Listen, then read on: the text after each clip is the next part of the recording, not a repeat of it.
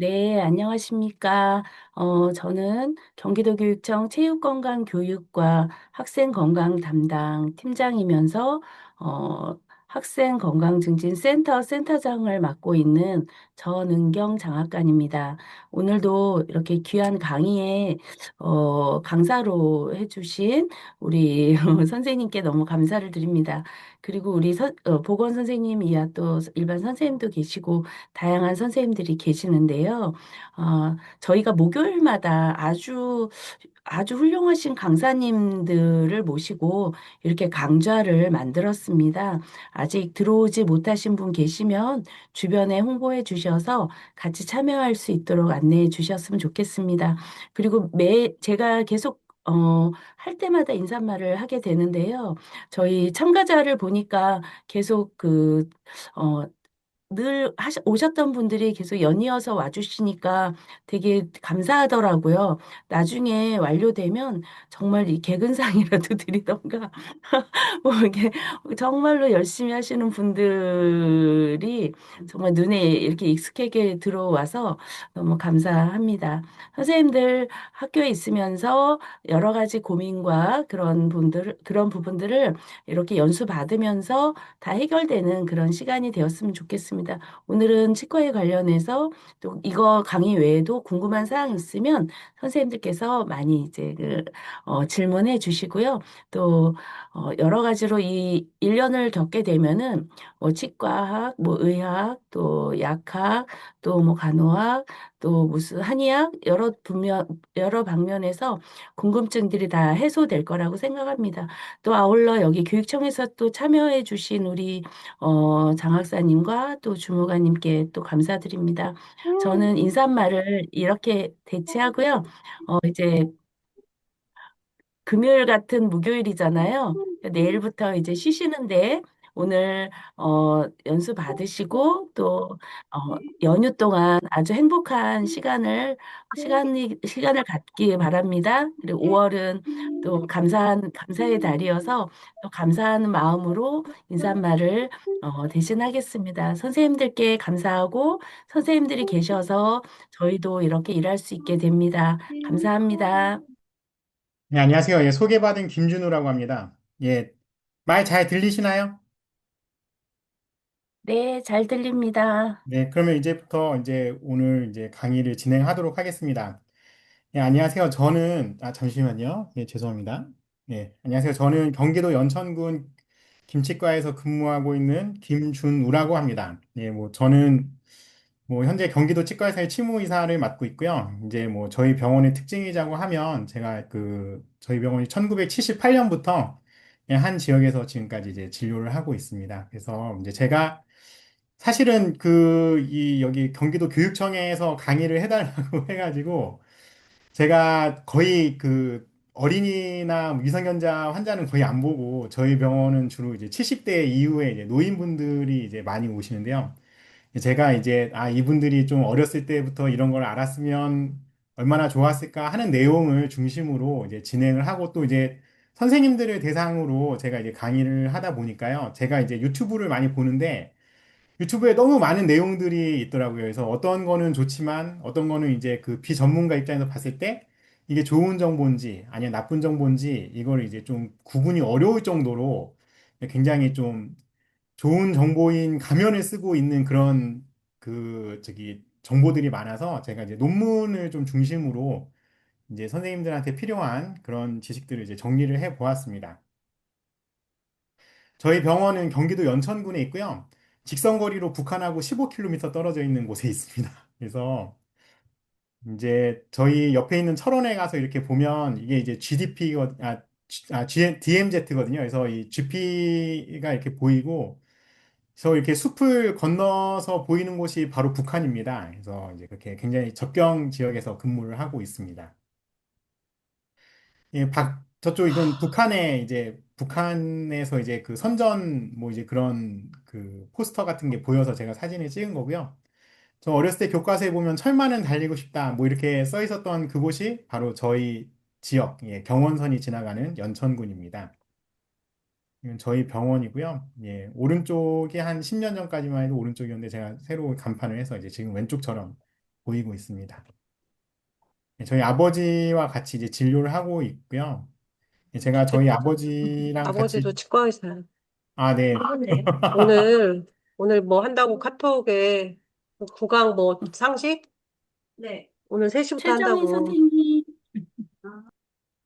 예, 그래서 이제, 예, 진료를 같이 하고 있습니다. 그래서 저희 병원에서 이제 주로 이제 대를 이어서 보다 보니까 이제 한 3, 40년 정도 환자분을 꾸준하게 이제 팔로우업을 하면서 진료를 하고 있고요.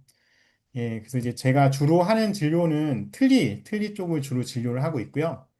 이제 또한 이제 제가 틀니 진료를 하면서 아, 이분한테 제발 이 치아 하나라도 좀 더 있었으면 좋았겠다 하는 그런 마음을 가지고 있어서 이제 보통 이제 틀니와 또 이렇게 자기 치아 살리기 같은 것에 관심을 갖고 이제 그거에 대한 내용으로 이제 저희 치과 선생님한테 이제 1년에 한 번 정도 강의를 하고 있습니다. 자, 그러면 이제 선생님들이 이제 궁금해 하실 것 중에 하나, 특히 어린이들이 가장 많이 이완되는 치과적 질환이 이제 치아 우식증이죠. 이제 영어로는 덴탈 캐비티라고 하는데요. 이제 이렇게 연세가 드신 관리가 안 된 상태에서 이제 나이가 오래 되시면 지금같이 이제 다발성 치아 우식증이라는 게 생기기도 합니다. 이걸 이제 한문으로 하면 충치인데요. 저도 어렸을 때 이 충치를 보면서 아, 이거는 충치는 뭔가 좀그 이게 벌레에 이제 의해서 이제 치아가 이제 벌레 먹었다. 보통 이렇게 말씀하지 않습니까? 그래서 아, 벌레가 직접적으로 치아를 이제 먹는 게 아닌가. 뭔가 이렇게 낙엽 이제 뭐냐 이제 그런 그 벌레들이 이제 나뭇잎이나 이런 거 뜯어 먹는 것처럼 치아를 직접 뜯어 먹는 거라고 저도 어렸을 때 생각을 했거든요. 그래서 이제 이런 이제 충치의 기전에 대해서 조금 알아보도록 하겠습니다. 이거는 이제 네이처지에 실려 있었던 이제 논문인데요. 이제 충치에 그 관련된 이제 리뷰 논문입니다. 그래서 이 내용을 중심으로 제가 말씀을 드리도록 하겠습니다. 자, 이게 이제 일단 알아야 될 게 치아의 구조인데요. 저희가 흔히 치아다 하면 이제 뼈나 뭐 이런 식으로 이제 하나의 그 물질로 이제 생각을 하기가 이제 쉬운데요. 치아는 가장 기본적으로 가장 바깥 면에 범랑질이라고 하는 이제 굉장히 이제 전체의 이제 이 신체에서 가장 단단한 이제 물질로 이루어져 있고요. 그 안에 상아질이라는 게 있고 그 안에 이제 우리가 흔히 말하는 신경이라고 하는 것이 이제 있습니다. 그리고 이제 그 겉에면은 치아를 보호하는 얇은 막이 있고 그 위에 보통 이제 세균이 살게 됩니다. 이거는 이제 멧돼지의 이제 치아인데요. 이거를 직접 이제 산에다가 이제 집어 넣은 이제 그런 이제 영상입니다. 제가 초등학교 때 그 방학 뭐 탐구 생활이라고 하는 그런 게 있었는데요. 거기에 보면 이제 치아가 썩는 거에 대한 실험 같은 걸 했었는데 이제 발궈낸 유치를 그 이제 콜라 같은 데다가 이제 집어넣어서 이게 이제 얼마나 삭느냐, 뭐 이제 이런 내용들로 이제 그 실험을 했었었거든요. 그러니까 이제 치아가 이제 삭는다, 썩는다, 보통 이렇게 얘기를 하는 거는 이 산성 환경에 놓이게 되면 치아의 가장 단단한 그 치아를 이제 구성하고 있는 물질인 하이드록시 아파타이트라고 하는 것이 이제 산에 이렇게 분해가 됩니다. 이 뽀글뽀글하게 이제 나오는 것들이 이제 이 치아가 분해가 되는 영상이거든요. 예, 진짜로 이게 산에 이렇게 부식이 되는 거죠. 녹아내려납니다. 이거는 이제 치과 의사 선생님들은 이제 다 알고 있는 이제 스테판 커브라고 하는 건데요. 이것이 이제 바로 이제 우리가 이제 설탕이나 당을 먹었을 때 왜 치아가 썩는가에 대한 이제 실험적인 이제 그런 그 이제 커브 곡선인데요. 어떻게 하는 거냐? 요 밑에 보시면 이제 그 스크로스 린스라고 써 있는데 이게 뭐냐면 입 안에 설탕물을 한번 헹군 거예요. 그래서 헹구고 뱉습니다. 뱉었더니 이제 입 안에 pH, 이제 산성도가 6.5 정도의 이제 중성을 띠고 있었는데 약 한 3분 정도 지나면 이게 5.5 미만으로 내려가게 됩니다. 이 5.5의 pH가 굉장히 치과에서는 중요한 게 이 5.5 미만으로 내려가면서부터 이제 치아가 탈회가 이제 시작이 되거든요. 그래서 약 5분 정도 지나면 이제 절정에 올랐다가 다시 이렇게 올라가게 됩니다. 그리고 이제 올라가게 되는 이제 그 치아가 산성을 띠게 되는 거는요. 그러니까 그 입안이 이제 산성을 띠게 되는 거는 바로 이제 그 스트랩토코쿠스 뮤탄스 균이라는 하는 이제 그 균 때문에 그런데요. 단지 이제 설탕물 자체가 산성을 띠고 있는 건 아닙니다. 설탕물 자체는 pH가 7도 정도 되거든요. 7 정도 되거든요. 근데 이 그 당을 이 스트랩토코쿠스 뮤탄스라는 균이 이제 그 당을 이제 분해를 하면서 그것이 이제 락틱 에이시드라고 하는 이제 산성이 이제 나오게 됩니다. 당에서 이제 산성이 나오게 됩니다. 이 대사 산물로. 그러면서부터 이제 그 입 안에 그 pH가 낮아지게 되는 겁니다. pH가 5.5가 내려가게 되면 이제 그러면 이제 그때부터 이제 썩기 시작하는 겁니다. 그래서 당을 먹고 이 3분에서 다시 올라가는 7분 정도 사이, 요 이제 요 보시면 주황색 있지 않습니까? 이 주황색이 이제 치아가 썩는 그 이제 양이고, 이제 좀 시간이 지나면 이제 몸 안에서 이제 침에 의해서 이게 그 중화가 되기 시작합니다. 침 안에 중탄산 이온이 있는데요. 이 중탄산 이온이 이제 산성인 락틱 에이시드하고 만나서 다시 이게 그 중성화가 됩니다. 그래서 참 인체가 신기한 것 같아요. 이제 계속 썩는다고 계속 썩는 게 아니고 다시 이제 침이나 이런 거에 의해서 다시 이제 중성으로 바뀌게 되는 거죠.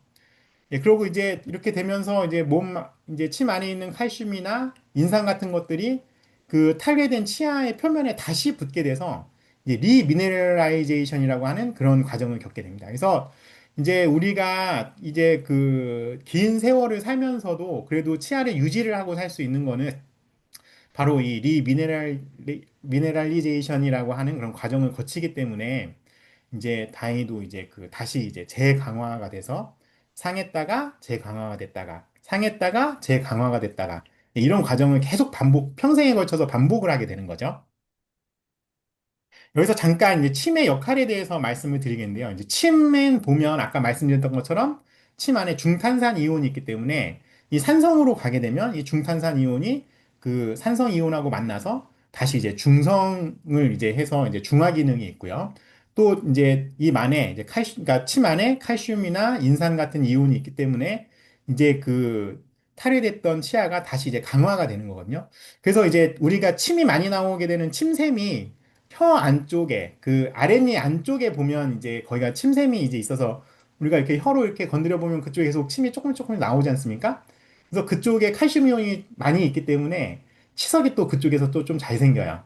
예. 그리고 이제 또 침 안에 이뮤노글로불린 A라든지 뭐 리소좀이라든지 뭐 락토페린 같은 그런 항균성 물질도 있고 또 우리가 이제 입 안에 이제 뭐 음식물 같은 게 있으면 물로 헹궈야 되지 않습니까? 근데 침 자체에 물이 이제 99%이기 때문에 침이 많이 나오시는 분들일수록 입 안이 좀 그렇게 잘 씻겨나가니까 좀 충치나 이런 게 좀 덜 생깁니다. 그리고 이제 그 다시 이제 한번 아까 전에 그 저기 처음에 치아의 구조를 좀 보자면요. 치아에 아까 말씀드렸던 것처럼 그 하이드록시 아파타이트, 치아를 구성하고 있는 하이드록시 아파타이트는 이제 산성에 의해서 이제 분해가 된다고 말씀드리지 않습니까? 그래서 이제 분해가 되기 전에 얇은 막으로 한번 코팅이 되고 있는데요. 이 코팅되어 있는 거는 이 침 안에 있는 당 단백이라고 하는 것에 의해서 이렇게 얇게 코팅이 되어 있습니다. 그래서 뭐 먹자마자 바로 녹지는 않고 이 당 단백을 조금 녹이고 나서 그다음부터 이제 그 치아가 녹게 되죠. 그래서 이가 썩는다고 하는 것은 이제 한 방향에 이제 계속 진행되고 있는 게 아니라 이게 썩어 탈해가 됐다가 다시 재강화가 됐다가 탈해가 됐다가 재강화했다는 이제 반복적인 주기라는 이제 역동적인 질병 과정이라고 이렇게 말씀을 드릴 수 있겠습니다. 다시 말씀드리면 이제 치아 의식증은 이제 감염병이라고 말씀드리기보다는 생활 방식과 이제 구강 환경의 변화에 의해서 유발된 평소에는 유익한 이제 미생물 군집의 균형이 이제 깨지면 이제 균형에 의해 이제 그 안에 있는 무생물에 의해서 이제 당이 그 분해가 되고 이제 그런 과정에 의해서 생기는 이제 질환이 결과물이라고 보시면 되시겠습니다. 근데 이제 우리가 흔히 많이 이제 특히 한국인들은 이제 탄수화물 중심의 이제 그 식습관을 가지고 있지 않습니까? 근데 이 탄수화물이 침에 있는 그 아밀라제하고 이제 이제 그 만나면 이제 그 포도당으로 이제 분해가 되는 게 이제 저도 학교 다닐 때 옛날에 배웠었는데 예, 이제 그러다 보면 이제 계속 탄수화물 먹으면 당이 입 안에 계속 공급이 되는 거예요.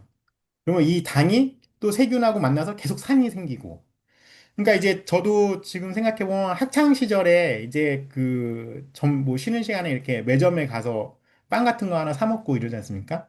그러면 이 입안이 재강화될 시간이 없이 하루 종일 그 이 산성 환경에 노출이 돼서 결국은 이가 이제 썩습니다. 예. 네, 저희 직원들을 보면요. 특히 요즘은 커피를 많이 마시는데요. 이 커피가 이제 산도가 4.5에서 5.1, 그러니까 치아가 탈해되는 그런 이제 산도를 가지고 있거든요. 근데 특히 이제 그 선생님들이나 뭐 저도 뭐 저희 직원들이나 이렇게 보면 이 텀블러 안에다 넣고 커피를 하루 종일 마셔요. 그리고 입안이 하루 종일 이 탈해되는 산도로 이제 되어 있는 거거든요.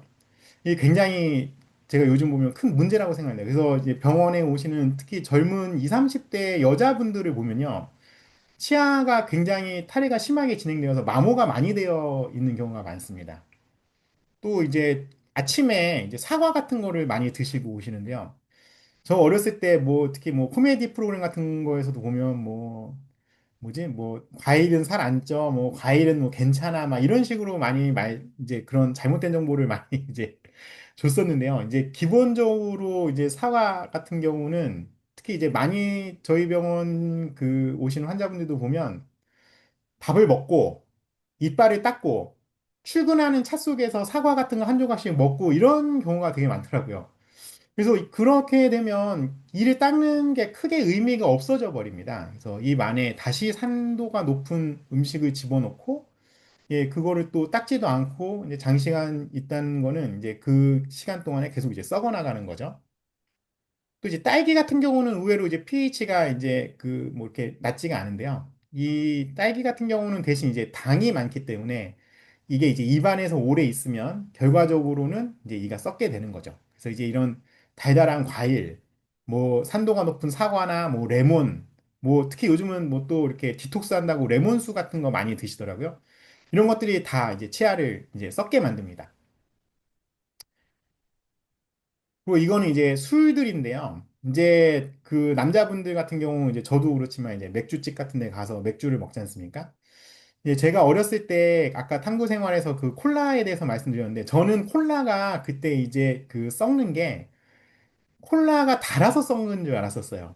근데 이제 그게 아니고 콜라가 탄산이 많기 때문에 넣었을 때 그 실험 결과에서는 이제 썩는 겁니다. 입안에서는 그 스트라토코쿠스 뮤탄스 균의 작용에 의해서 이제 산이 생성돼서 썩는 거지만 이제 콜라 자체에다가 치아를 넣었을 때 그게 이제 썩는 거는 그 탄산 때문인 거죠. 그래서 우리가 말하는 이제 맥주 같은 거는 굉장히 탄산이 많지 않습니까? 그러니까 이런 것도 이제 pH가 이제 낮고요. 그리고 와인의 그 산미를 느끼면서 마시는 분이 계시는데 와인도 pH가 이제 낮습니다. 또 뭐 사케 같은 것도 그렇고 막걸리 이런 산미가 이 높은 것들은 다 이제 pH가 낮은 겁니다.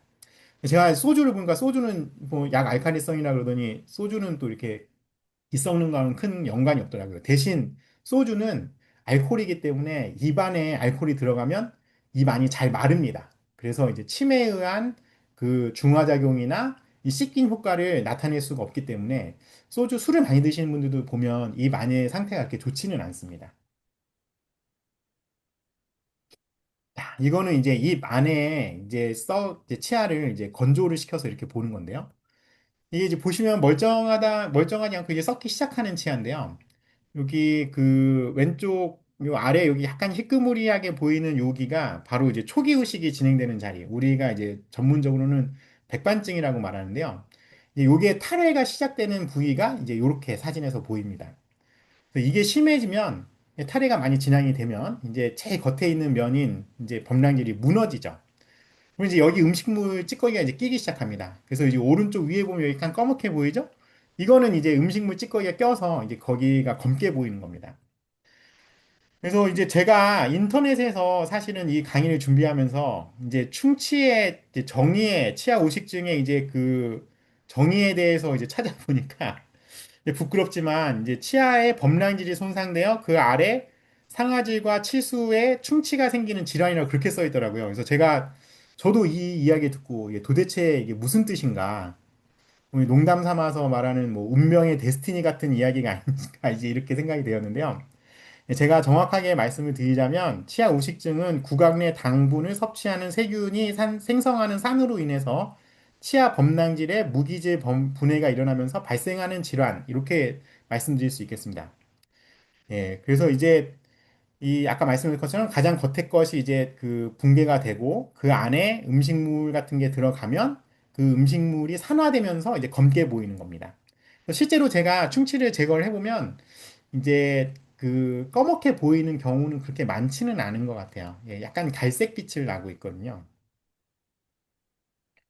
그래서 요거는 이제 제가 이제 그 썩은 환자의 이제 치아를 이제 사진을 찍은 건데 이제 보시면 충치의 시작은 아주 작은 구멍에서 시작이 됩니다. 그래서 아까 전에 그 치아의 구조에서 말씀하신 가장 겉에면을 범랑질이라는 걸로 뒤집어 이제 그러니까 그 씌워 이제 그 덮고 있다고 말씀드리지 않았습니까? 그래서 범랑질이 가장 단단하기 때문에 이 범랑질을 뚫기가 어려워요.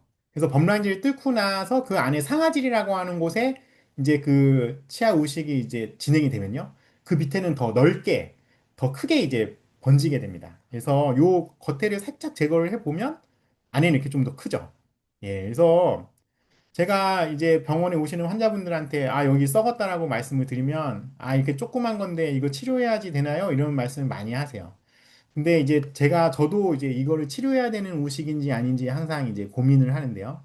그거는 이제 사진이라든지 이제 치과 의사의 뭐 진단, 그래서 이제 입안에 자세하게 보지 않으면 사실 가장 겉에 있는 범랑질만 썩은 상태인지 아니면 상아질까지 이제 그 충치가 진행된 상태인지 일반인들은 알기가 좀 어렵습니다. 자, 요 윗부분인데 여기는 구멍도 없는 것처럼 보이죠. 예, 시작되는 구멍 자체가 없는 것처럼 보이지만 예, 겉에를 이제 까보면 안에가 이렇게 시커멓게 썩었죠.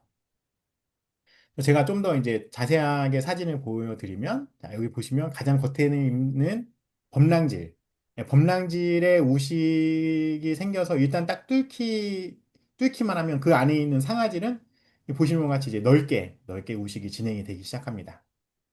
그래서 이제 저희가 요 범랑질에만 그 이제 우식이 생긴 경우를 그 어레스트 캐리어스라 그래가지고 이제 정지 우식이라고 부르거든요. 그래서 이 범랑질에만 우식이 진행이 되어 있다면 그거는 이제 칫솔질을 열심히 한다든지 뭐 불소를 열심히 바른다든지 그런 거에 의해서 이제 충치의 진행을 멈출 수가 있는데요.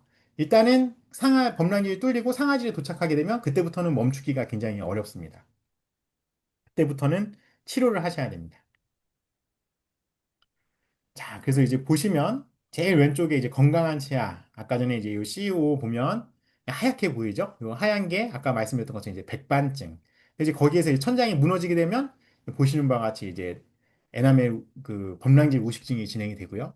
이 범랑질이 뚫리게 되면 그 밑에 이제 상아질이 이제 그 우식이 이제 진행이 되죠. 그래서 이 범랑질 우식증까지는 저희가 칫솔질 열심히 해라. 뭐 정기적으로 치과로 오시면서 좀 지켜보자 이렇게 말씀을 드리고요. 상아질까지 우식이 이제 진행이 되면 이때부터는 반드시 치료를 해야 됩니다. 근데 요 상아질까지만 그 우식이 진행됐을 때 환자분들이 많이 여쭤보는 게 아니 이거 진짜 뭐 치료해야 돼요? 안 아픈데? 이런 말씀 많이 하시거든요. 이 아픈 거는 요 바로 오른쪽 같이 신경까지 노출이 돼야 그래야지 이제 아프기 시작합니다. 요 왼쪽에 상아지까지 진행됐을 때는 아프지는 않고 좀 시린 정도가 이제 되고요. 가장 오른쪽까지 이렇게 신경까지 다 괴사가 돼서 이제 뿌리 끝에 염증이 잡히는 그런 상황이 되면 이제 그 치료가 안 되고 간혹 이를 빼게 돼도 이제 빼기도 하죠. 자, 요거는 이제 그럼 이제 설탕 우리가 이제 썩는 거는 그러면 당에 의해서 이렇게 썩는다 그러는데 왜 이렇게 설탕 이야기를 많이 하냐? 그래서 이제 제가 그 이 설탕에 대해서 좀 더 이제 자세하게 말씀을 드리겠습니다. 이 이제 논문은 에 대해서 이제 말씀드리기 전에 일단 바이오 필름에 대한 이제 개념을 조금 말씀드리도록 하겠습니다. 아, 예, 좀 잠시만요. 예, 미리 요것도 말씀. 자, 이제 설탕은요, 좀 구조적으로 특이한 게 저희가 이제 이당이라고 얘기를 하는데요. 포도당하고 과당이 이제 합쳐져 있는 구조입니다. 근데 이제 보통 이제 그 스트eptococcus 뮤탄스 균이 포도당하고 과당을 둘 다 이제 본인의 이제 그 대사 산물로 이제 삼고 있는데요. 이 설탕에 대해서만큼은 이 포도당 부분은 이제 글루칸이라고 하는 그 구조로 중합을 하고 이 과당 부분은 이제 방출하거나 이제 대사를 하게 됩니다. 이게 무슨 얘기냐면 이 설탕을 가지고 이 스트라토코쿠스 뮤탄스 균이 자기 집을 짓는 거예요. 예. 그래서 이 보시는 바와 같이 이제 치아 표면에 이 스트라토코쿠스 균이 이제 그 수크로스, 이제 설탕을 가지고 이제 그 아까 전에 말씀하신 이제 대사를 하기 시작하면 하나는 떨어져 나가면서 에너지원으로 쓰고 하나는 이제 포도당은 자기가 이제 그거를 계속 모아서 글루칸이라고 하고는 이제 다당 물질로 만드는데 우리가 다당 그러면 이제 뭐 전분이라든지 이런 뭐 밥에 있는 뭐 그런 것들을 잘 생각하기가 쉬운데요. 이 다당에도 굉장히 종류가 많은데 이 스트레토코쿠스 뮤탄스는 이 그 포도당을 가지고 자기 집을 지어요. 근데 이 집이 물에 잘 안 녹는 집을 짓습니다. 그래서 이 설탕이 들어가기 시작하면 이 바이오 필름이 굉장히 좀, 그, 이제 청소가 안 되는, 물로는 더 이상 씻기지 않는 그런 이제 구조를 가지게 되는 거죠. 그래서 이제 포도당은 이제 보통 사용되는 게 이제 그 이제 세포 내부에서 에너지 성장하고 이렇게 하지만 이 수크로스는 이제 에너지도로도 사용이 되고 또 이제 자기 집을 짓는 데로도 이제 사용이 돼 가지고 이 글루칸이라고 하는 거를 이제 형성을 하면서 이 플라그 우리 덴탈 플러그가 결국 입안에서의 바이오 필름을 저희가 덴탈 플러그라고 부르는데 이 플라그가 굉장히 이제 강화가 되는 거죠. 그래서 이제 우리가 물로만 대충 닦는다, 뭐 헹군다든지 그래도 이제 씻겨 나가지 않는 그런 상황이 되는 겁니다. 그러면 이제 입안에 이렇게 플라그가 생겼다. 그러면 뭐 단순히 썩기만 하는 게 아니죠. 예, 이제 자꾸 이제 다시 한번 이제 이 바이오 필름에 대해서 말씀드리겠습니다. 자, 이 바이오 필름은 이제 뭐라고 생각하시면 되냐면 한 세균만으로 연결되는 게 아니고 세균들이 조직화가 돼서 사회화가 되는 거예요. 예, 좀 알기 쉽게 설명드리면 이제 세균들이 종류에 따라서 자기의 직업을 갖게 되는 거죠.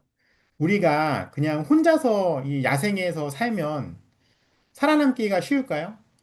보통 살아남을 수도 있겠죠. 원시 시대 때는 다 그렇게 뭐 한 사람이 자급자족하면서 모든 역할을 다 하면서 살지 않았습니까? 근데 이제 사회화가 되면서 직업이 생기고, 뭐 군인이 생기고, 선생님이 생기고, 이러면서 어떻게 됩니까? 우리가 살아남기 생존에 더 유리한 환경을 점점 만들어 가지 않습니까? 이게 바이오필름이 마찬가지예요. 바이오필름은 여러 가지 세균들이 서로 이제 뭉쳐가지고 자기의 이제 사회를 만드는 거예요. 그래서 이 바이오필름은 항생제가 안 들어요. 물리적으로 쟤만 제거가 되고 항생제라든지 어떠한 이제 그런 화학물질이라든지 이런 거에 대해서 저항성을 띠게 됩니다. 그래서 우리가 막 산성을 집어넣으면 이 바이오필름 아닌 세균이 막 거기서 중화를 시키고 또 막 항생제를 막 집어넣으면 얘네 이 바이오필름이 또 그 항생제의 내성을 가진 균도 만들고 막 그런 서로가 이제 시그널 주면서 이런 이제 그 세상을 만들면서 이제 더 이상 이제 그런 그 화학적이라든지 뭐 아니면 그런 이제 뭐 항생제나 이런 거가 안 듣게 되는 겁니다. 그래서 이 논문은 이제 치주염에 대한 논문인데요. 이렇게 바이오필름이 형성이 되면 그때부터는 이제 치주염이 생기기 시작합니다. 보시면 이제 바이오필름이 BF라고 되어 있는데요. 이 바이오필름이 치아에 붙으면 이제 면역 반응으로 인해서 이제 혈관이 증가하고 이제 백혈구가 이제 늘어나게 되죠. 예, 왜 그렇게 되냐면요. 아까 말씀드렸던 것처럼 이제 다양한 이제 세균들이 이제 붙는다고 말씀드리지 않았습니까? 근데 이 세균들 중에서 어떤 세균은 이제 공기를 좋아, 뭐 나는 산소가 좋아. 어떤 세균은 나는 산소가 싫어. 그래서 이제 서로 막 나뉘면서 이제 점점 이제 자기가 이제 원하는 곳으로 이제 가게 되거든요. 근데 이 산소를 그 싫어하는 균들은 대부분 이제 그람 네거티브인 균들이 많은데 이제 그람 네거티브 균들은 이제 그 뇌 독성을 갖고 있습니다. 그래서 우리가 염증을 일으키는 세균들은 보통 이제 그 그람 파지티브 세균이 아니라 그람 네거티브 세균인데 모든 그람 네거티브 그 세균들이 뭐 그 혐기성 세균은 아니지만 대부분의 혐기성 세균들이 그람 네거티브를 띠게 됩니다. 그래서 이게 무슨 말이냐면 이 바이오필름이 생기기 시작하면 잇몸 주변에서 점점 산소가 없는 잇몸 속으로 플러그를 연장하기 시작합니다. 그러면서 거기에서 이제 내 독성을 뿜으면서 염증이 생기기 시작하죠. 그래서 보시는 바와 같이 이제 덴탈 플러그가 오랫동안 제거가 안 되면 여기 그 왼쪽 위에 치아들 보면 이제 빨갛게 부어 있지 않습니까? 예, 이렇게 염증을 일으키게 되는 거죠. 그래서 이제 보시면 이제 점점점 이제 그 바이오필름 플러그가 이제 그 잇몸 하방으로 이제 내려가면서 이제 그 면역 반응, 아까 말씀드렸던 이제 어, 이제 백혈구 같은 것들이 이제 가서 이제 거기가 이제 빨갛게 붓죠. 근데 염증 반응이 일어나기 시작하면 제일 이제 치과에서 이제 특징적인 소견 중에 하나가 이제 그 뼈가 녹기 시작합니다. 왜냐하면 이제 몸에서는 이 더러운 물질 있잖아요. 이 더러운 치아. 그러니까 염증을 일으키는 이제 플러그가 붙어 있는 이 치아가랑 나와의 몸하고 좀 거리를 두고 싶어 해요. 왜냐하면 치아하고 그 덴탈 플러그하고 직접 붙어 있으면 아까 말씀드린 것처럼 이제 그 내독성을 띠고 있으니까 이게 그 염증을 일으키잖아요. 그럼 몸에서는 아, 저 플러그하고 내 몸하고는 조금 거리를 둬야 되겠다. 그럼 거리를 두려면 어떻게 해야 되냐? 뼈를 녹여야지. 뼈가 이제 녹으면서 좀 뒤로 물러나는 거죠. 좀 더 뒤로 물러나면 이제 제대로 잘 안 물러났는데 제대로 안 닦고 플러그가 계속 거기에 그 위치에 있으면 아까 말씀하신 그 덴탈 플러그가 점점 더 자기 영역을 확장하면서 또 밑으로 내려오고 또 밑으로 내려오면서 또 더 이렇게 뼈가 높고 그러면서 이제 지금 이제 그 사진에서와 같이 치주염이 진행이 되는 거죠. 그래서 이렇게 뼈만 딱 높고 잇몸도 같이 내려가면 저희가 이제 치과에 와서 치료를 받을 텐데 보시는 바와 같이 이제 그 잇몸은 부어 있기 때문에 병이 좀 진행이 돼도 겉보기에는 그렇게 크게 차이가 안 나는 경우가 많습니다. 뭐 환자분들 이렇게 와서 말씀하시면 뭐 잇몸에서 좀 피가 나요 이런 식으로 굉장히 대수롭지 않게 생각을 하시거든요. 근데 이제 보시는 바와 같이 진행 과정은 이제 그 진행도가 상당히 심해져서 오는 경우가 이제 많죠. 그래서 결국 치과에 올 때는 이가 흔들리지 않으면 잘 안 오시는 것 같아요. 자, 이제 이 논문은 이제 그 치주염에서의 이제 미생물학적 도전이라는 논문인데, 이제 그 환경에서 생존하기 위해서 이제 세균들이 이제 점점점 발전하는 그런 이제 내용들, 아까 제가 위에 말씀드린 이제 그런 내용들에 대한 이제 정리가 되어 있는 논문이고요. 이제 요 논문 안에서 보면요. 결국은 이제 치은 연화까지 그 연장되어 있는 바이오필름은 이제 그 정상적인 숙주의 면역 반응에 대해서 이제 저항성을 가지게 되고 아까 말씀하신 이제 바이오필름이 이제 생기게 되면 웬만하면 네, 잘 제거가 안 고맙습니다. 된다고 말씀드렸죠. 예, 그리고 또 아, 일상적인 네네네. 건강 위생 관리 이게 무슨 얘기냐면 이제 네네. 칫솔질이나 예, 이런 걸로는 더 이상 제거가 되지가 않습니다. 아, 또한 이제 항균제 뭐 이런 거에 대해서도 이제 제거가 되지 않고 네, 이때 필요한 게 결국은 네. 이제 그 이때 필요한 게 결국은 이제 스케일링인 거죠. 아, 올해 선생님 그럼 거의 다 안 되나요? 전체적으로 매년 시즌하고 있더라고요. 전체적으로 김성경 선생님, 음소거 부탁드립니다. 예, 그래서 이제 제가 이 환자의 케이스를 한번 보여드리도록 하겠습니다. 자, 이 환자분 겉에서 봤을 때는 뭐 이제 멀쩡해 보이시죠? 예, 멀쩡해 보이시지만, 자, 오른쪽 위에 보시면 여기 약간 좀 고름집 같이 뭔가가 좀 보이는 것 같은 느낌이 듭니다. 네, 이분은 제가 1차적으로 치주 치료를 진행을 해서 이제 현재 좀 그렇게 뭐 좀 별일이 없어 보이시는 것도 있는데요. 이 저희 전문가가 보면요. 왼쪽은 약간 좀 산호색처럼 좀 분홍빛이 이제 들고요. 오른쪽은 왼쪽하고 조금 다른 이제 느낌이 들죠. 예. 이 오른쪽은 이제 지금 현재 병이 진행된 상태고 왼쪽은 예, 이제 지금 이제 그 치주염이 없는 상태인 겁니다. 그래서 제가 이제 이분이 하도 계속 고름이 나와서 예, 입천장에서 보면 예, 여기 오른쪽에 여기 가운데서 두 번째 이 보면 거기 노랗게 이제 고름이 계속 올라오고 그 뒤에도 보면 고름이 올라오죠. 그래서 잇몸을 열었습니다. 잇몸을 열었더니 여기에 이제 치석이 바이오필름이 잔뜩 껴 있는 거예요. 그래서 제가 깨끗하게 제거를 하고 예, 수술을 마무리를 하였습니다. 이 정도 바이오필름이 끼고 이렇게 수술을 하면요. 지금은 잇몸이 이렇게 다 차 있는 것처럼 보이지만 이제 회복 과정 중에서 잇몸이 굉장히 많이 내려가게 돼서 심리적으로도 좀 이제 불편함을 이제 끼치게 됩니다. 자, 그런데 이렇게 피가 나는 잇몸, 예, 단순히 이제 뭐 이에만 문제가 있을까요? 제가 뭐 이 저기 어디 인터넷이나 뭐 이런 데 맨날 보면 모기가 물고 있는데 때려 잡았더니 뭐 그걸로도 이제 목숨을 잃을 수 있다. 뭐 이런 이야기가 많이 나오더라고요. 근데 우리 잇몸에서 피가 나면요. 이거는 모기가 물고 있는데 때려 잡은 것만큼이나 혈관은 확장되어 있고 피는 계속 나고 주변은 다 세균 덩어리고 이러기 때문에 훨씬 더 여러 가지 질환하고 연관이 이제 생기게 됩니다. 그래서 요거는 또 이제 제가 이제 리뷰 논문인데요. 이제 그 우리 이제 치주 질환이 이제 전신적으로 어떤 이제 그 문제를 일으키는 거에 대한 이제 메커니즘에 대한 이제 그런 논문인데요.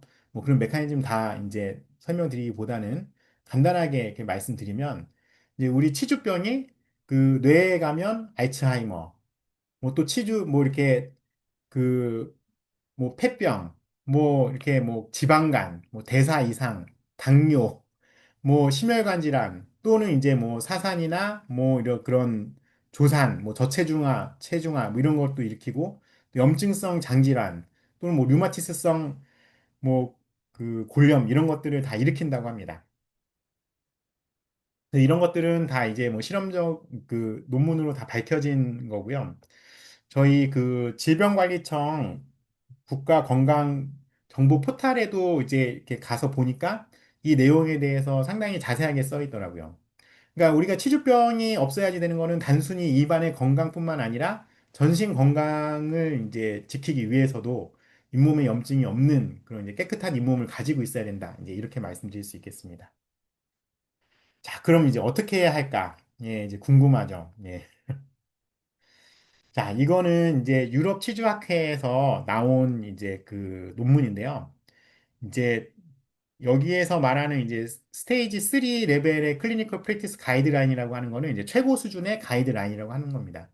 제가 이제 인터넷에 아까 말씀드린 거 이제 찾아보면 뭐 유산균이 좋아요, 뭐 뭘 해야 돼요, 막 이런 굉장히 다양한 그런 그 정보들이 나와 있는데 이 가이드라인에 따라서 제가 이제 어떻게 치료를 하는 것이 좋은지에 대해서 말씀을 드리도록 하겠습니다. 자, 이제 모든 단계의 치주염 치료에서 이제 가장 뭐 적절한 구강 위생 치료 방법은 무엇인가? 뭐 이렇게 말을 하는데요. 모든 단계에서 이제 그 유지적 치주 치료를 포함한 것이 이제 필요하다고 하는데 이게 이제 무슨 소리냐면요. 전문적인 구강 위생 교육이 필요하다고 하는 겁니다. 그래서 이제 여기에는 올바른 칫솔 질법, 치실이나 치간 칫솔 사용법, 뭐 정기적인 유지 관리 방문, 뭐 이제 이런 것들이 들어갑니다. 우리 이제 치과에 가면요, 치위생사 선생님들이 있잖아요. 예, 치위생사 선생님들이 하시는 일이 바로 이 전문적인 구강 위생 교육을 하시는 겁니다. 그래서 이제 저희 병원이나 이제 선생님들도 치과에 딱 가면 치위생사 선생님들이 와서 스케일링만 하는 게 아니고 뭐 그 다음 주에 오셔서 아 잇몸 치료를 받으셔야 됩니다. 뭐 이렇게 말씀을 들으실 수도 있으세요. 이제 그때는 아까 말씀드린 약간의 치주염 뭐 진지바이티스 그러니까 치은염이라든지 뭐 혹은 또 더 진행된 치주염이 발생했다는 뜻이에요. 그래서 저희가 스케일링 해보면 입안에서 피가 뭐 유난히 많이 난다든지 이런 분들한테 이제 이런 거를 권하거든요. 그리고 이제 그 다음 주에 오시면 이제 우리가 칫솔질을 어떻게 하고 있는지도 보고 예, 이제, 아, 여기에는 뭐 치간 칫솔 사용하셔야 됩니다. 뭐 이제 이런 것들을 이제 그 알려드리게 됩니다. 그래서 이거는 이제 치의생사 선생님들이 쓰는 이제 차트인데요. 이제 여기에서 보시면 이제 피가 어디서 나는지 또 이제 그 다음에 이제 리콜 체크를 해서 오셨을 때 분명히 내가 칫솔질을 알려드렸는데 분명히 칫솔질을 알려드렸는데 여기에 또 때가 껴있다. 이제 이런 거에 대해서 저희가 체크를 하고 또 이제 환자분들한테 여기 잘 닦으세요. 뭐 저기 하세요 하는 이제 그런 이제 일들을 하게 됩니다. 이제 뭐 여기 선생님들 보시면 학생들한테 이제 교육을 하실 때, 야, 너는, 뭐, 곱셈을 잘 못하니까 곱셈을 좀 더 해라. 나눗셈을 잘못하니까 나눗셈을 좀 더 해라 하면서 이제 나머지 공부도 시키고, 뭐, 어머니 뭐 좀 이렇게 좀 얘는 조금 학원에 보내야 될 것 같아요. 아니면 뭐 교재를 좀 사주세요. 이런 말씀 하시지 않습니까? 그런 역할을 이제 저희 치위생사 선생님들이 하시는 겁니다. 그래서 이제 아까는 하고 또 아까 말씀드렸던 것처럼 치은 연화의 치석이라든지 아니면 이미 치석이 딱 생겼어. 이 치태가 더 발전해가지고 거기에 칼슘 이온이 이제 쌓이면 이제 떨어지지 않고 단단한 치석으로 되는데 이 치석으로 발생하거나 아니면 아까 전에 말씀드린 것처럼 설탕이랑 이런 거랑 합쳐져 가지고 이제 글루칸이 이제 그 있는 그런 이제 치태가 되기 시작하면 웬만해서는 잘 안 떨어지거든요. 이제 그러니까 그럴 때는 바로 이제 스케일링을 하셔야 됩니다. 그래서 치과에 가서 스케일링 하시면 이제 하라고 저희 말씀드리면 이제 환자분들이 뭐 스케일링 많이 받으면 이를 깎아먹는 거 아니에요? 뭐 이런 말씀 많이 하시는데요. 실제로 이제 스케일링의 그 초음파 진동이 이 치아에 너무 오래 닿아 있으면 예, 이가 약간 패이기도 합니다. 그러나 이 이가 패이는 것보다 이 치석을 제거를 하는 그런 장점이 훨씬 크기 때문에 저희가 이제 스케일링을 권하는 거고요. 그리고 실제로 이렇게 되고 있으면요. 아주 미세하게 깎이지 뭐 크게 뭐 한 0. 뭐한 1 마이크론 미터 뭐 아니 굉장히 뭐 거의 안 깎이진 않습니다. 뭐 거의 안 깎입니다. 예. 근데 뭐 아주 안 깎인다 이렇게 말씀드리기는 어렵고 거의 안 깎이지만 예, 필요하다 예, 말씀을 드리고 싶습니다. 그리고 이제 위험 요소를 조절을 하셔야 되는데 이제 가장 첫 단계가 뭐냐면 이 당뇨를 좀 조절을 해야 되고 또 흡연을 또 그만 이제 금연을 하셔야 돼요. 제가 이 잇몸 질환 있으신 분들 오늘도 한 분을 치료를 하고 왔는데 그분 당뇨하고 흡연 다 있거든요. 잇몸 질환이 생겼는데도 이 금연을 안 하시고 치료를 받겠다고 하시는 거는 이제 그렇게 크게 뭐 이렇게 치료를 하고 싶은 마음이 없다. 이럴 때까지 받아들여지거든요. 예, 그러니까 이 당뇨하고 흡연이 굉장히 그 이제 치주염에는 이제 그 큰 이제 위험 요소이기 때문에 예, 당뇨는 반드시 이제 조절을 하시고 예, 또 금연을 하시고 나서 잇몸 치료를 받는 거를 이제 권하고 있습니다. 또 이제 시은연화 이제 치구 조작이라고 하는 건데요. 이 깊은 딥 스케일링이라고 하는 건데, 예, 저희가 이제 그 잇몸 치료를 받으셔야 됩니다라고 말씀을 드리면, 예, 또 이제 마취를 하고 그 안에 있는 이제 치석들을 이제 좀 더 깊게 긁어내게 됩니다. 그래서 이 치과에 가서 이제 그 잇몸 질환이 있다고 마취를 하고 안에 걸 긁어내야 돼 이렇게 말씀드리면 저희 병원 환자들도 아, 나 너무 무서워요. 하기 싫어요. 이렇게 말씀을 많이 하시거든요. 하지만 이게 굉장히 필요한 거기 때문에 꼭 하셔야 됩니다. 예. 이 근본적인 원인은 이제 입 안에 이제 그 치은 연회에 있는 이제 바이오 필름들을 이제 깨끗하게 제거를 하는 거기 때문에 이거는 아까 말씀드렸던 것처럼 예, 일반적인 칫솔 진로는 제거가 되지가 않고 예, 이렇게 저희가 긁어내거나 아니면 스케일러 같은 걸로 이렇게 제거를 해야지 그 제거가 됩니다. 자, 이제 그리고 나서 이 아까 전에 이제 말씀을 드린 것 중에 하나가 본인의 칫솔질을 잘 못하는 상태에서 이제 저희가 잇몸 치료를 한다든지 아니면 임플란트 치료를 한다든지 이러면 결국은 그 병이 다시 도져요. 예. 그래서 특히 임플란트 같은 경우는 자기 치아에 비해서 그 자기 치아는 그 잇몸하고 같이 결합을 하거든요. 치주인대라고 하는 그런 구조에 의해서. 그래서 굉장히 단단한 보호막이 있음에도 불구하고 이제 병이 이렇게 생기신 분들은 인데 그 임플란트는 자기 잇몸하고 어떤 이렇게 그 붙는 그런 보호막 구조 같은 거는 없거든요. 그렇기 때문에 잇몸 질환이 있으셨던 분들이 이제 잘 유지 관리가 안 되는 상태에서 임플란트를 신게 되면 잇몸 질환이 더 잘 생깁니다. 그래서 임플란트에 생기는 잇몸 질환을 저희가 임플란트 주위염이라고 부르는데 임플란트를 심고 나서도 이제 그 임플란트 주위염에 의해서 몇 년 안 가서 임플란트를 빼게 되는 그런 경우가 발생하는 거죠. 그래서 기본적으로 잇몸 유지 관리를 잘 하셔야 된다는 게, 예, 잘 하셔야 됩니다. 그리고 아까 말씀드렸던 것처럼 이제 프로바이오틱스가 제가 유산균인데요. 제가 그 인터넷에 특히 인스타 같은 데 보면 이 유산균에 관련된 광고가 너무 많이 올라와요.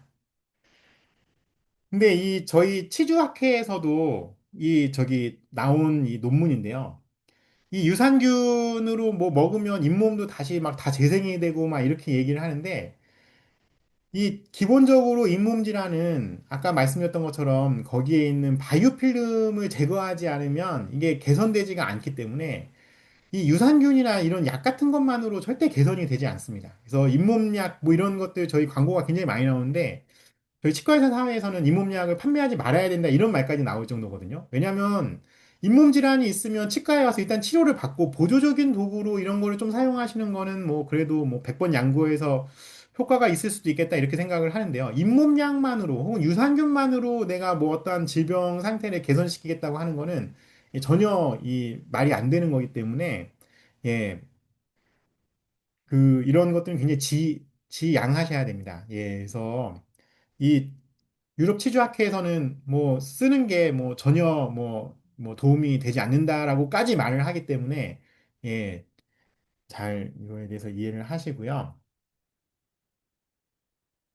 그리고 이제 가글제 많이 이제 보통 사용하시지 않습니까? 근데 이제 가글제는 저희가 이제 그 뭐 클로르헥시딘이라고 해가지고 이제 치과에서 이제 보통 처방을 하거나 아니면 약국에서 이제 사용을 할 수 있는 이제 그런 아주 강력한 항균제 같은 것들이 있는데요. 이제 그 정도는 뭐 고려를 할 수가 있는데 뭐 바이오틱스 뭐 프리바이오틱스 뭐 이런 다른 그런 이제 뭐 보조제 같은 것들은 이제 염증 조절에 효과적인지 전혀 이제 알 수가 없다 이렇게 얘기를 합니다. 근데 이 보조적 항균제들은요, 이제 문제가 뭐냐면 이제 너무 오래 쓰면 입 안에 있는 유익균들까지 다 이제 없앨 수 있기 때문에 아주 단기간에 사용을 하셔야지 뭐 이렇게 뭐 입안에 냄새가 난다든지 아니면 뭐 그런 것 때문에 뭐 이제 그 루틴하게 매일 뭐 칫솔질 할 때마다 보조적으로 계속 쓰시고 이러신 거는 굉장히 저희가 이제 권하지는 않습니다. 또 이거는 이제 그 아까 전에 말씀드렸던 이제 그 보조적인 이제 가글 그런 용제가 이제 그 혈압에 이제 그 끼치는 영향에 대한 논문인데요. 이제 건강한 사람이 이제 그 구강 세정제를 한 7일 정도를 사용을 했더니 이게 혈압이 상승했다라고 하는 그런 논문입니다. 이제 그거는 왜 그러냐면 이 구강 내 미생물들이 이제 뭐 아까 말씀하신 뭐 이렇게 당에 의해서 뭐 이제 그런 역할들도 하지만 구강 내 미생물의 종류가 약 800가지 정도 된다고 합니다. 그래서 우리가 이 800가지의 미생물이 어떤 역할을 하는지 아직 완전하게 밝혀진 바가 없어요. 그래서 근데 그 구강 내에 있는 미생물 중에 그 이제 그 NO 가스를 그러니까 NO를 이제 생성하는 그런 이제 그 기전을 가진 이제 세균들이 있거든요. 이제 이 NO가 몸 안에서는 어떤 역할을 하냐면 혈관 확장을 이제 하는 그런 역할을 합니다. 그래서 이 NO 가스가 이제 그 우리 혀 아래에서도 발생을 하고 이제 다른 곳에서도 발생을 하는데 이게 서로가 이제 그 유기적으로 연관이 되어 있다 그러더라고요. 그래서 이 입안에서 NOx 발생 이제 그 이런 가글제를 이용을 하면서 더 이상 발생하지 않게 되면 이 혈압이 이제 오히려 올라가는 그런 이제 결과를 이제 끼친다고 하는 그런 이제 논문입니다. 그러니까 입 안에 균이 있는 게 비정상이 아니에요. 예, 입 안에는 어느 정도는 균이 항상 있어야 됩니다. 그래서 제가 이 가글액들 그 광고를 보면요. 칫솔질만으로는 입안의 세균을 전부 제거할 수 없습니다. 이런 식의 이제 광고를 많이 하는데요. 저희가 칫솔질을 하는 그 이유에 대해서 뒤에서 좀 말씀드리겠지만, 세균을 박멸하기 위해서 칫솔질을 하는 게 아닙니다. 예, 바이오 필름이 우리 문제되는 곳에 위치하지 않게끔 하는 것이 저희가 이제 칫솔질을 하는 거지, 세균을 다 죽이려고 하는 그런 게 아니에요. 그리고 이제 저희가 이제 치주염이 있으셨던 분들은 이제 계속해서 병원에 유지 관리를 다니셔야 돼요. 왜냐하면 치주염이라고 하는 거는 일단 발생하게 되면요. 이게 뭐 만성 질환입니다. 한 번 치료를 했다고 없어지는 게 아니고 이미 잇몸에 이제 그 깊은 골 같은 게 생겼기 때문에 정기적으로 치과에 와서 계속적으로 관리를 받으셔야 됩니다. 자, 그러면 이제 올바른 칫솔질에 대해서 제가 간략하게 좀 말씀을 드리도록 하겠습니다. 자, 아까 전에 이제 봤던 그런 이제 바이오필름, 예, 바이오필름이 그 치아에 이제 부착이 되면서 그러면서부터 이제 우리가 이제 그 병이 생긴다고 치주염도 생기고 뭐 치아 오식도 생기고 뭐 이렇다고 말씀을 드렸죠. 그러면 이 코팅되어 있는 치아 표면에 코팅되어 있는 그 조직화된 세균들을 저희가 이제 그 칫솔질을 통해서 이제 그 구조물들을 이제 흐트러트리는 거예요. 어떻게 되면 말씀하면 이제 아파트에 사람이 많이 살고 있으면 이 아파트를 무너뜨리는 겁니다. 예. 그래서 이제 저희가 유식한 이제 저희가 치과 의사들이 쓰는 용어로 이제 말을 하자면 이제 부착성 세균을 부유성 세균으로 바꾼다. 예. 그러니까 이제 부착되어 있는 세균 덩어리들을 이렇게 흐트러트려서 각을만 해도 떨어지는 상태로 만드는 게 칫솔질의 목적입니다. 그러니까 뭐 거기에 있는 뭐 고춧가루를 뺀다든지 뭐 이런 역할을 한다기보다는 저희가 이제 이 바이오필름, 덴탈 플러그를 칫솔질을 통해서 흐트러트리는 거죠. 자, 그럼 이거는 이제 그 어떤 칫솔질이 과연 그 이제 이렇게 가장 그 효과적인 칫솔질인가? 이제 이거에 대한 논문인데요. 선생님들도 이제 치과에 가셨을 때 그 뭐 선생님 뭐 치과 선생님 뭐 칫솔질 어떻게 해야 돼요? 이렇게 여쭤봤을 때 아, 뭘로 하든 잘하시면 됩니다. 뭐 이렇게 말씀하신 경우도 아마 그런 이야기 좀 들으셨을 거라고 저는 이제 생각이 되는데요. 그건 이런 이제 논문들 때문인데요. 어떤 방법을 하든지 비슷하다가 결과는 결론입니다. 근데 뭐 그럼 이제 이거는 제가 생각할 때는 어떤 말하고 똑같냐면요. 수능을 만점 받은 사람한테 이제 뭐 저희 어렸을 때 인터뷰 하지 않습니까? 그러면 다들 교과서 위주로 공부했습니다. 이렇게 말을 하잖아요. 그러니까 잘하는 사람은 어떤 걸로 하든 다 잘할 수 있다. 그렇지만 나 같은 사람은 학원도 다녀야 되고 뭐 또 과외도 좀 받아야 되고 이렇다면 이제 제가 이 칫솔질 법을 배워야지 됩니다. 예. 저희가 이제 보면, TV에서 보면, 뭐, 여기 있는 선생님들도 보통 뭐, 칫솔질 뭐 하라고 이제 가서 세면대 가서 이제 칫솔질 하라 그러면 막 지금처럼 막 엄청나게 비벼대죠. 예. 이렇게 비벼서 보통 많이 닦으시는데요. 이제 저희가 이런 것도 뭐 횡마법이라고 하는 이름이 있습니다. 예. 근데 이제 이렇게 닦으시는 분들을 제가 입안에 이렇게 달라 보면요. 이분 여기 보시면요. 예, 이 표면은 깨끗해요. 근데 약간 이 사이에 보시면 이 덴탈 플러그들이 좀 보이지 않습니까? 약간 좀 뭔가 노리끼리한 것들이 좀 보이죠? 예, 또 다른 분 또 사진 볼게요. 이분도 보면요. 요 앞에랑 요 바깥에 면은 잘 닦였어요. 근데 요 보시면 이 사이 면에는 뭔가 좀 안 좋고 또 잇몸하고 치아, 예, 여기에는 이렇게 다 이렇게 쌓여 있죠. 이 바이오필름이. 그러니까 이제 중요한 거는 뭐냐면요. 우리가 닦을 필요가 있는 곳을 정확하게 닦아야 된다는 것이 이제 그거를 꼭 인지를 하고 계셔야 됩니다. 필요가 없는 데를 계속 열심히 문대고 있는 거예요, 우리가. 자, 이분도 보십시오. 이분도 뭐 완전히 뭐, 이거 이 안 닦은 것처럼 보이지만 이 머리 쪽을 보면요. 머리 쪽을 보면 깨끗해요. 이분 안 닦으신 거 아니에요. 이분 잘 닦았다고 본인은 생각을 하신 겁니다. 제가 치과에 저희 병원에 오시는 분들한테 이제 칫솔질에 대해서 말씀을 드리면요. 잘못 닦았다고 하시는 분이 아무도 없어요. 다 본인들은 잘 닦았다고 생각합니다. 그렇지만 필요 없는 곳을 잘 닦으셨던 거죠. 그래서 이 칫솔질에 대해서 설명을 이제 드리자면요. 제가 이 분에 대해서 이제 제가 이렇게 설명을 안 드릴 수가 없는데요. 이 분이 이제 바스라고 하시는 선생님입니다. 그래서 좀 칫솔질에 관심 있으신 분들은 바스법이라고 하는 그런 칫솔질법을 알고 계실 텐데요. 이분이 치과 의사가 아니고 의사 선생님이세요.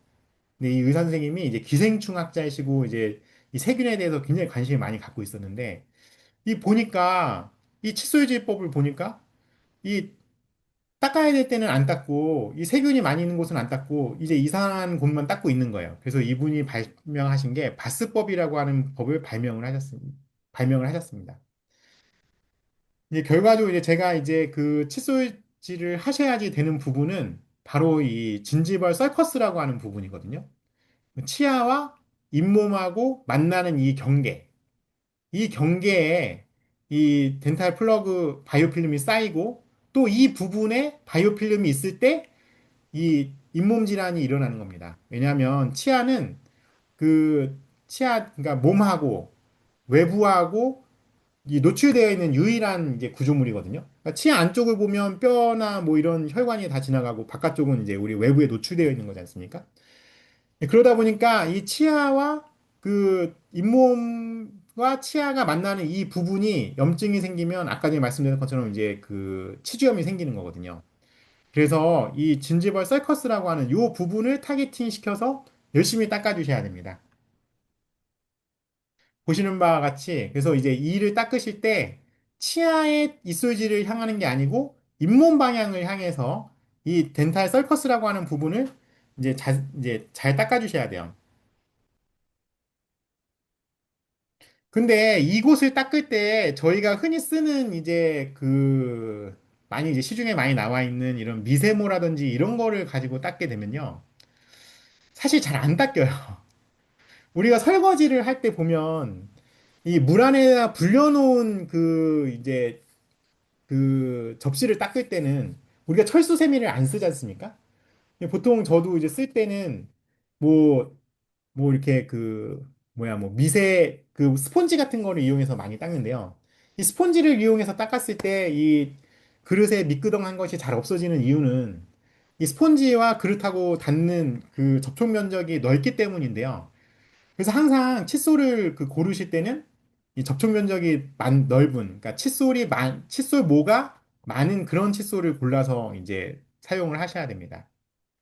그래서 이거는 저희 집에 뭐 이제 있는 건데요. 이런 칫솔로 치아를 닦으신다는 거는 이거는 어디를 닦으려고 이 칫솔을 쓰시는지는 잘 모르겠지만 요즘 이런 칫솔들도 나오더라고요. 그래서 이런 거를 이용해서 칫솔을 닦으신다는 거는 이 내 몸에 있는 이를 이제 좀 뭐 병에 걸리든 말든 좀 큰 게 개의치 않겠다. 이제 이런 마음으로 닦으시는 거라고 생각하시면 되시겠습니다.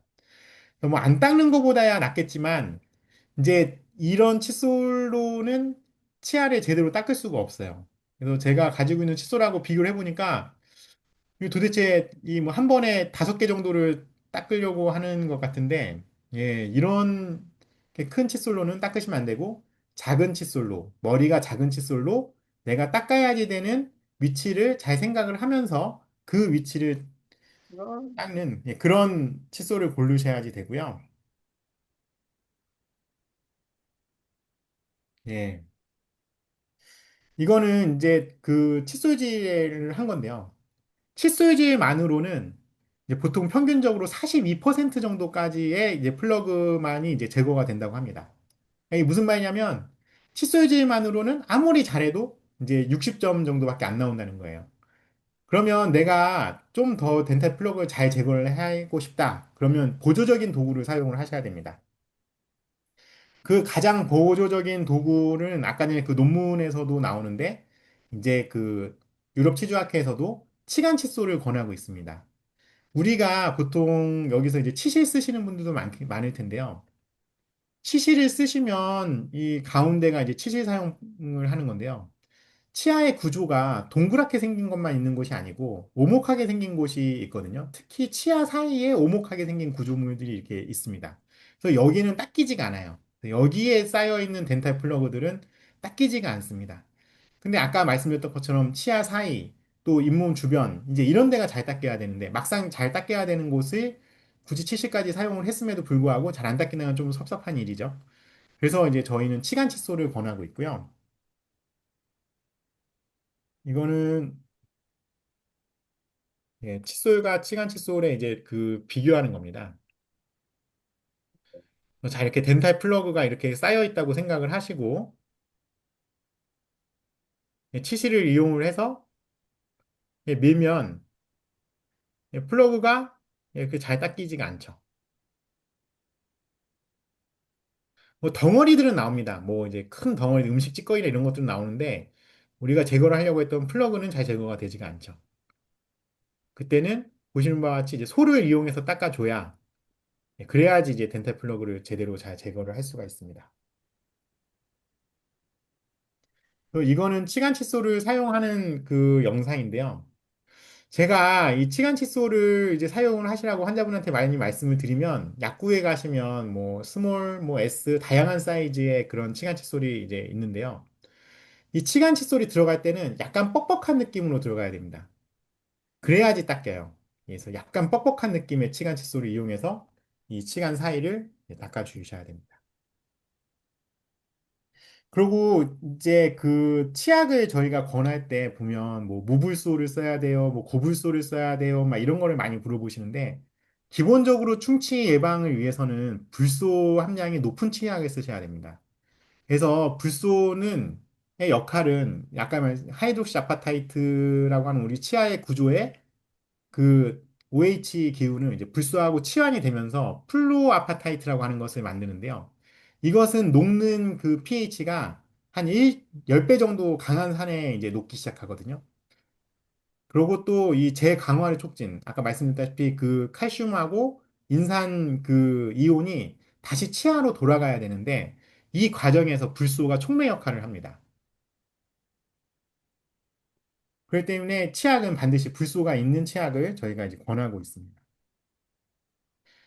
또 이제 그 학교에서 보시면 입 벌리고 제가 요즘 저희 병원에 오는 아이들을 보면 입 벌리고 있는 아이들이 굉장히 많은데요. 입을 벌리는 아이들은 기본적으로 이 입안이 마르기 때문에 굉장히 염증이 잘 생기는 환경으로 이제 변화가 되거든요. 그래서 이 선생님들께서 아이들이 입을 벌리고 있으면 입을 벌리지 못하게끔 항상 입을 다물고 숨을 쉴 수 있게끔 교육을 해주시면 좋겠습니다. 네, 아까 말씀드렸던 치매 역할이고요. 이제 마지막으로 이제 부정교합에 대해서 간단하게 설명을 드리고 이제 강의를 마무리를 하도록 하겠습니다. 자, 이거는 그 이제 왼쪽에 있는 아이가 이제 오른쪽으로 이제 성장을 했는데요. 왼쪽 아이를 보면 굉장히 잘생겼죠. 잘생겼는데 무슨 일이 있었는지 오른쪽 같이 얼굴이 바뀌었는데요. 이 왼쪽 아이가 그 이제 햄스터를 기르기 시작을 했다고 합니다. 그래서 왼쪽 아이가 햄스터를 기르면서 이 알레르기 때문에 이제 코가 막혀가지고 입으로 숨을 쉬기 시작하면서 오른쪽과 같은 얼굴로 이제 변했다고 그러거든요. 그래서 이제 이거는 이 사진은 이제 그 영국의 존 뮤라는 선생님의 이제 그 저기 이렇게 그 자료인데요. 뭐 여기 보시면 이제 지금은 나이가 굉장히 많이 드시고 작년에 돌아가셨습니다. 예. 네, 이러한 그 숨을 못 쉬어서 구호흡으로 인해서 얼굴이 변하는 거를 이제 아데노이드형 얼굴이라고 얘기를 하는데요. 이제 그 단적으로 말씀을 드리자면 이제 위에는 이제 구호흡을 하는 이제 그 정상호흡을 하는 비호흡을 하는 얼굴이면 아래는 이제 구호흡을 하면서 입을 벌리게 되면서 이제 그 얼굴이 전체적으로 좀 밑으로 흘러내려오는 그러한 얼굴이 되죠. 그래서 학교에서 아이들이 입으로 숨을 못 쉬고 항상 코로 숨을 못 쉬고 자꾸 입으로 숨을 쉬고 있다. 그러면 그 부모님한테 말씀하셔가지고 뭐 이비인후과 치료를 받는다든지 이런 걸 좀 막아주셔야지 됩니다. 또 이 식습관인데요. 이 학교에서 보통 그 저기 급식을 하지 않습니까? 이 식습관에 대한 이제 그 먹는 음식과 그 얼굴과의 관계에 대한 논문들도 굉장히 많이 있는데요.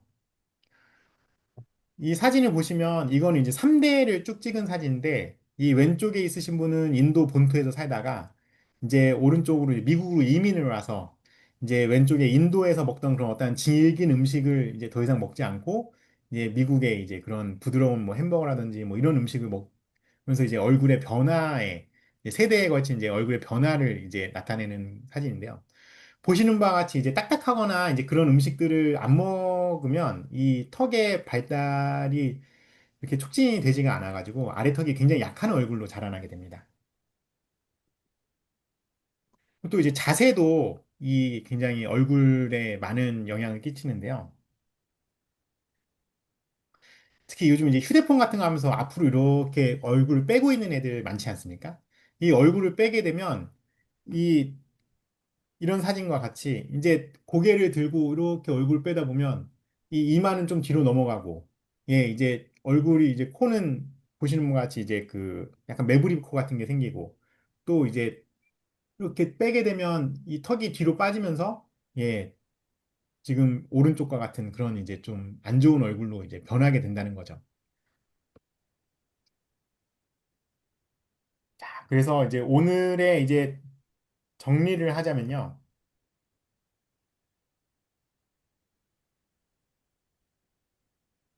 제가 이 뒤에 이제 정리를 한 슬라이드를 넣었는데 이제 거기에 빠졌나 봅니다.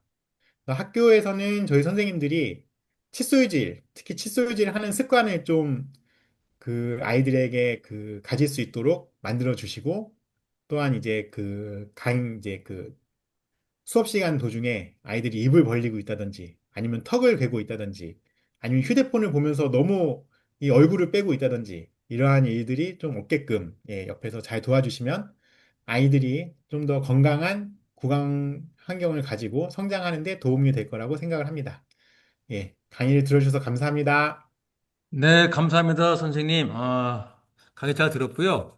혹시 질의가 있으신 분들은 그 음속을 풀어드릴 테니까요. 채팅창에 올리시든지 아니면 그 직접 말씀을 해주시면 감사하겠습니다. 질의응답 시간을 가지도록 할게요. 혹시 질문 있으면 올려주시겠어요?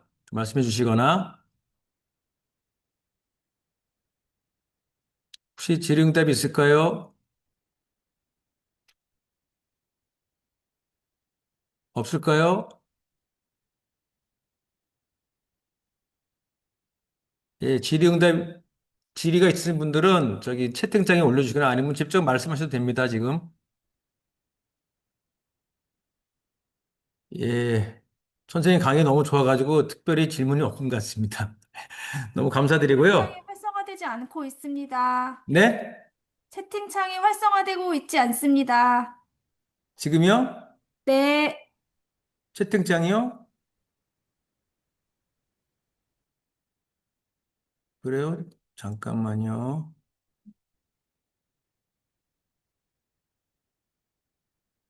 지금은 되나요, 혹시 선생님? 아, 네. 네, 죄송합니다. 네, 지금 질의응답 있으면 채팅창에 올려주시고요. 직접 말씀하셔도 좋을 것 같습니다. 네.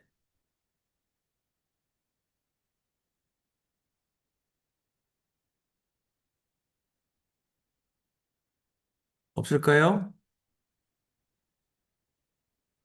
네, 그러면 선생님 강의가 너무 좋았습니다. 저도 너무 좋았던 것 같아요. 너무 많은 걸 배워서 가지고. 아, 여기 지금 채팅창에 올라왔습니다. 교정의 적정 나이가 어떤지 좀 물어보시네요.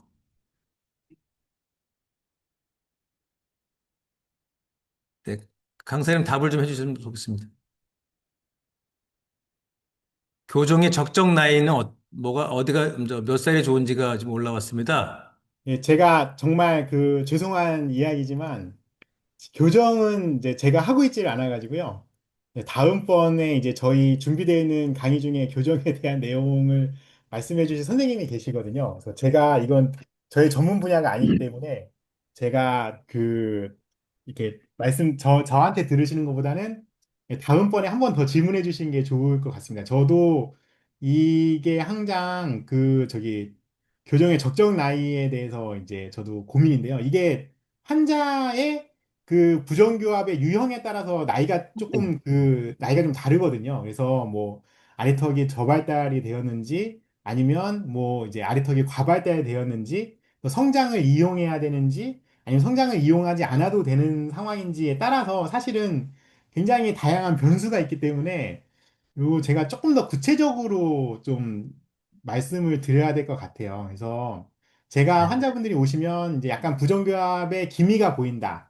부정교합의 기미가 보인다는 건 어떤 거냐면 어린인데 너무 이가 촘촘하게 예쁘게 잘나 있다. 이런 경우는 저희가 봤을 때 위험한 상황이거든요. 아래턱과 위턱이 거의 발달을 못해서 영구치가 나올 공간이 전혀 없는 거예요. 예, 그런 상황에서는 저도 빨리 교정치과에 가서 상담을 좀 받아보셔라. 이렇게 말씀을 드리거든요. 그러면 보통 이제 그 교정치과 선생님에 따라서 좀 다르지만 아까 전에 제가 마지막에 보여드렸던 그런 이제 슬라이드처럼 뭐 자세라든지 아이의 구호흡이라든지 뭐 이런 거를 보고 뭐 일단 이비인후과 수술을 먼저 받고 오세요라든지 이제 그런 식으로 아이를 좀 지켜봤다가 한다든지 뭐 그런 뭐 경우도 많습니다. 그리고 제가 어린아이들이 교정하는 거를 보면요. 일단 칫솔질이 잘 안 되면 교정이 끝나고 났을 때 이가 많이 썩어 있는 상황이 발생하기도 하거든요. 그래서 그 아이가 교정이 필요할 거다라고 생각이 되면 미리 칫솔질 습관부터 좀 잘 익히게 해서 교정할 수 있는 준비를 좀 하는 게 좋은 것 같습니다. 네, 두 번째 질문은요. 치간 칫솔은 개인이 사면 되는지 치과에서 구입하면 좋은지요? 이렇게 질문이 올라왔습니다. 이제 짧게 답해 주세요. 네. 치간 칫솔을 개인이 구매하셔도 뭐 큰 상관이 없다라고 저는 생각을 하고 또 그 개인이 또 살 수 있게끔 그렇게 되어 있지 않습니까? 근데 이제 제가 요 아까 보여드렸던 이 전문가 위생관리법 요 차트를 제가 이제 일부러 가지고 온 것 중에 하나는 치과에 가셔서 이러한 전문적인 구강 위생 교육을 받으실 때 저희가 치간 칫솔을 권해드려요, 사이즈를.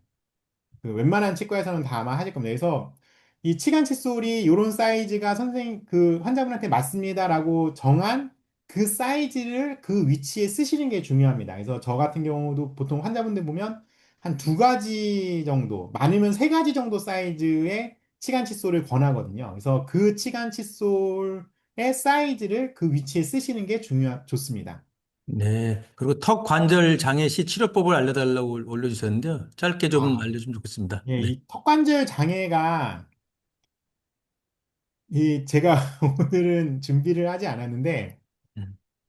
이 턱관절 장애가 아마 있는 선생님이실 수도 있는데, 예, 이게 이제 지금 이제 과학이 발전하면서 옛날에 우리가 갖고 있었던 지식하고 지금 나온 지식하고 좀 다른 점이 좀 많아서 이제 제가 말씀드리는 내용이 이제 어떤 선생님들한테는 받아들여지지 않을 수도 있기는 한데요. 이제 가장 최근에 이제 지견에 의하면 이제 턱관절 관절 질환은 이제 굉장히 다양한 그 요소가 이렇게 관여하는 질환인데요. 그 중에 하나가 수면 무호흡증이라고 합니다. 그래서 이제 호흡이 잘 안 되시는 분들이 이제 렘 수면 상태에서 이제 수면이 잘 안 되는 상태에서 렘 수면 상태에서 보통 이갈이 같은 걸 하게 되는데요. 그 턱관절이 있는 환자의 경우에 최근의 경우에는 이제 그 이비인후과에 가서 CPAP이라고 해서 그 수면 이렇게 호흡 장치가 있거든요. 예, 그거를 처방받으라고 하는 경우도 있습니다. 그래서 이 턱관절 장애가 단순히 치과적인 질환이 아니고 여러 가지가 같이 엮여 있기 때문에 제가 이거에 대해서 시간적인 관계상 자세하게 설명드리기는 좀 어렵고요. 예, 아까 전에 말씀드린 것처럼 수면 무호흡증이 연관이 있을 수도 있으니 턱관절 치료를 받았음에도 불구하고 잘 개선이 안 되면 예, 이비인후과를 찾아가서 수면 무호흡증 치료를 받아보셔라 이렇게 말씀드리고 싶습니다. 네, 선생님, 저 한 세 개 정도 질문이 남았는데 요거만 할게요.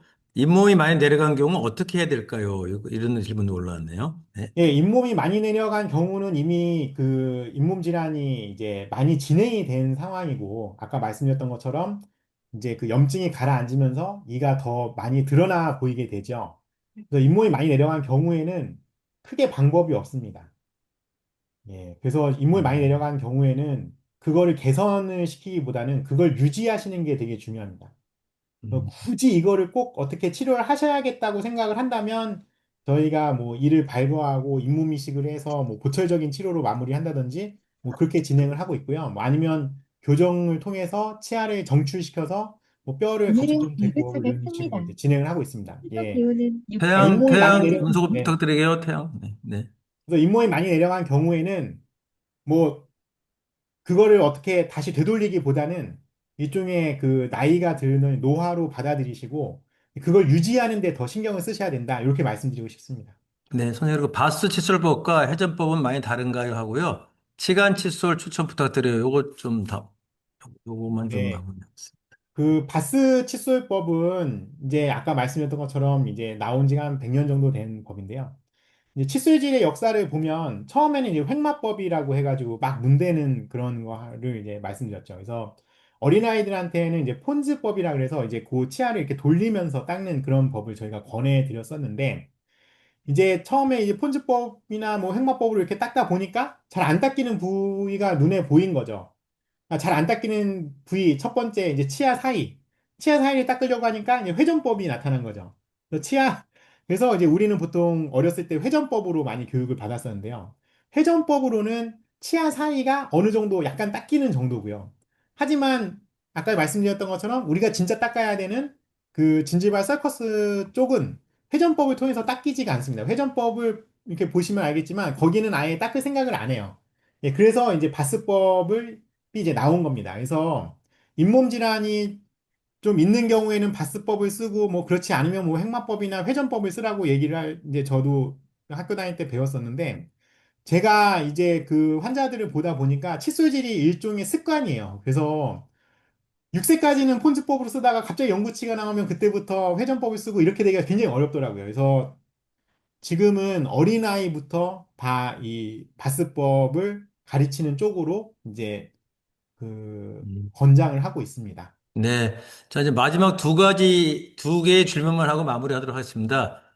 충치 예방을 위한 불쏘조기가 궁금합니다. 안 하면 충치가 생길 것 같은 불안감에 하게 되더라고요. 이렇게 올려주셨거든요.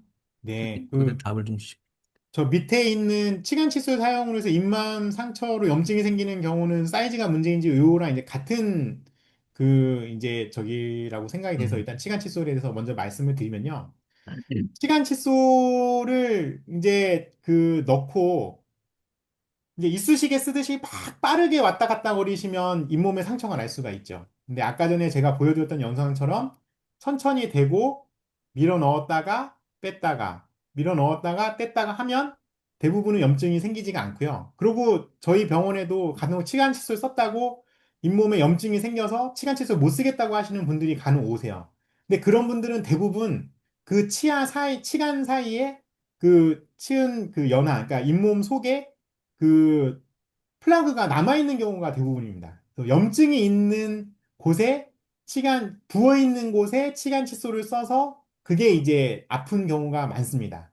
그래서 이 큰 문제가 없는데 치간 칫솔 썼더니 피가 나고 좀 아팠다. 그러면 그거는 잇몸 치료를 받으러 가셔야 돼요.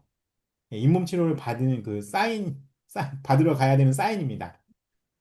그리고 충치 예방을 위한 불소 주기가 궁금합니다. 안 하면 충치가 생길 것 같은 불안감이 생긴다고 말씀을 하셨는데, 이 충치 예방을 위한 불소 주기보다 더 중요한 게, 예, 단 걸 안 먹는 겁니다. 그래서 우리가 불소는 물론 도움이 되고, 뭐 불소 주기라든지 이런 거 저희가 6세 때 연구치 나올 때 뭐 그 일주일 간격으로 4번 정도 도포를 하면 뭐 이제 그 통계학적으로 보면 좀 줄어든다 이런 저희도 이제 그렇게 그 학교에서 배우고 얘기를 하는데요.